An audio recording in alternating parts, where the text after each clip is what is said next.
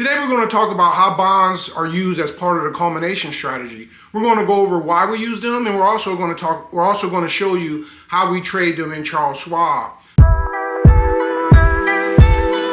Before we get into bonds, remember that you can buy a culmination, a risk-free strategy of outperforming the S&P on Amazon. You can purchase it in digital, and you can also purchase it in printed copy. Also, I wanted to give an example of how it would have been better for me financially using the culmination strategy by using the SPY.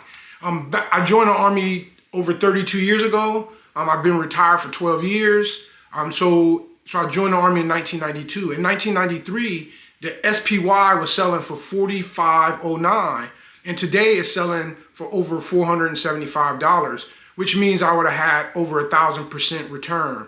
So for every share I purchased at $45.09 would be $475 today. And what makes this really unique is the SPY is managed by the Dow Jones. So when they believe that a company is no longer a good company, they're allowed to remove that.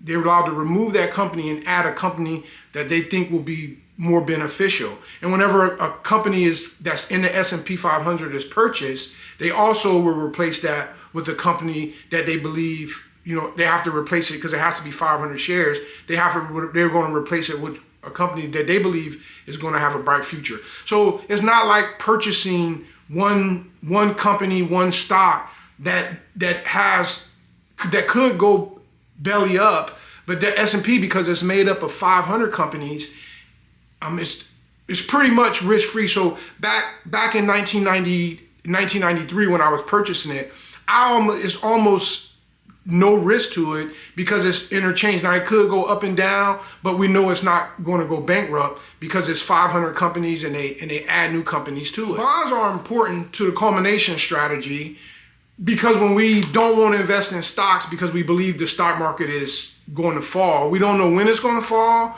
we don't know what's going to make it fall, but when we believe the stock market is overvalued, we believe that it's better to invest in bonds than it is in stocks. Even though we will keep some of the money that we have in the SPY, we will keep it there. We won't necessarily sell it, but as we get new money, we won't invest that new money in the SPY. And as of today, right now, we believe the stock market is overvalued. We believe the price to earnings to the overall stock market is on the upper end, and we just believe that the stock market is going to go down. So using an example of how exactly this works with the culmination strategy. So if we invested in the new money we was investing in bonds right now, and we had our SPY. So let's say the stock market, we're wrong and the stock market keeps going up. Let's say it rises by 10%.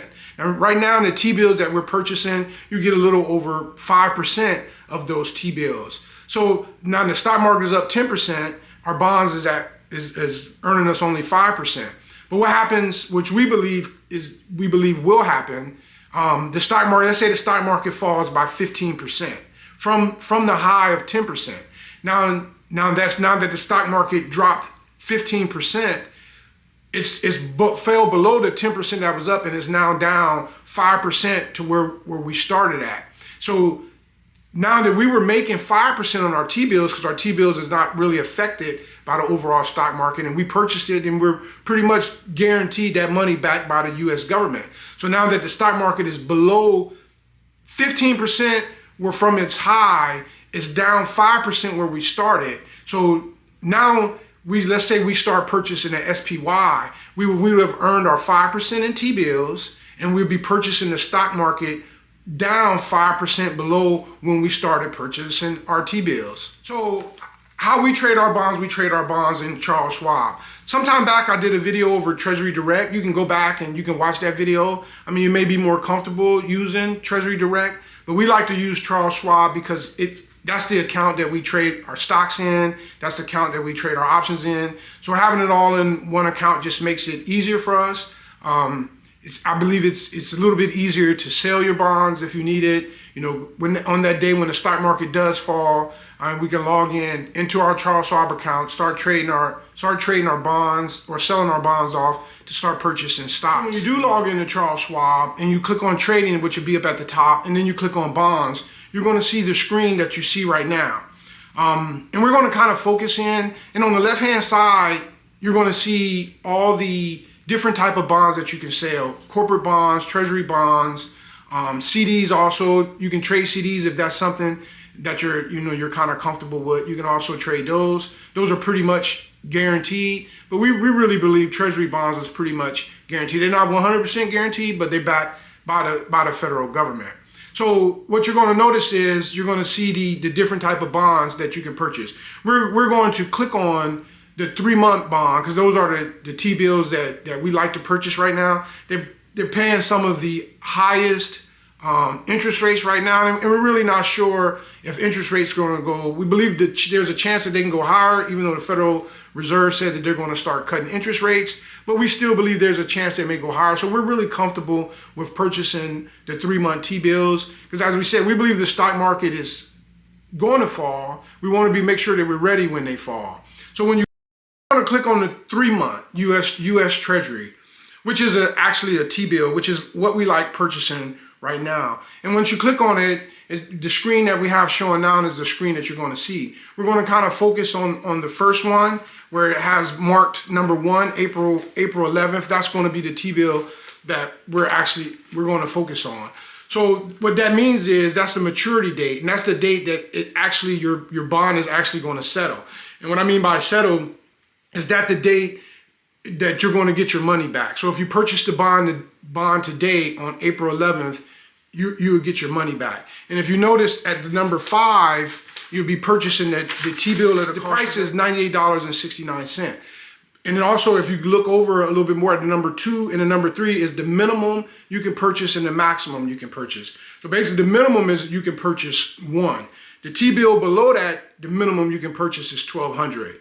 And just so you know, these T-bills by $1,200, they only sell in blocks of $1,000 basically. So, and what's that basically saying? What the price is telling you. Remember, with T-bills, most T-bills, the way you get your interest is when it expires. So you really won't get no interest payments. Most cases, sometimes you will if there's an interest payment coming from in those 3 months. But in most cases, you're going to get the amount from the difference in the amount that you pay as compared to the price that they're going to give you. So at $98.69. So remember, it's going to settle at $100, and so that's how they come up with they're marking the number 5, the yield to date today expired at 5.37%. That's the difference in the price of the $98.69 and then the $100 that you pay. So example would be, let's say we're going to purchase 1. So if you purchase 1 T-bill, it would cost you. Let me make sure. It'll cost you $986.90. So on April 11th, what's going to actually go into your account would be the $1,000. So off of that 1 T-bill in the 3 months, you will make $13.90. I know that may not sound like a lot, but let's just kind of put it a little bit more into perspective. So let's say you spent $10,000, you bought 10 of them, and you spent $10,000. So in 3 months, you will receive $139 back.